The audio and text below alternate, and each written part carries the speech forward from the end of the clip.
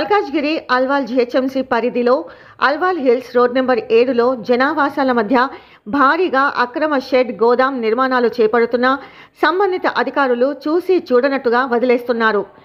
ఎలాంటి పర్మిషన్ లేనప్పటికీ అక్రమ షెడ్లు నిర్మిస్తున్న అధికారులు పట్టించుకున్న పాపాన పోవట్లేదు. రెసిడెన్షియల్ పర్మిషన్ తీసుకొని కమర్షియల్ షెడ్లు నిర్మిస్తున్న ప్రభుత్వ ఆదాయానికి గండి కొడుతున్నారు.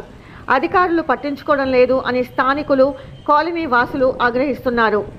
కమర్షియల్ షెడ్లు నిర్మించి అధికారులకు సవాళ్లు విసురుతున్నారు. ఇప్పటికైనా ఇలాంటి నిర్మాణాలపై తక్షణమే చర్యలు తీసుకోవాలని కాలనీ వాసులు, ప్రజలు కోరుకుంటున్నారు. గతంలో వివిధ పత్రికలలో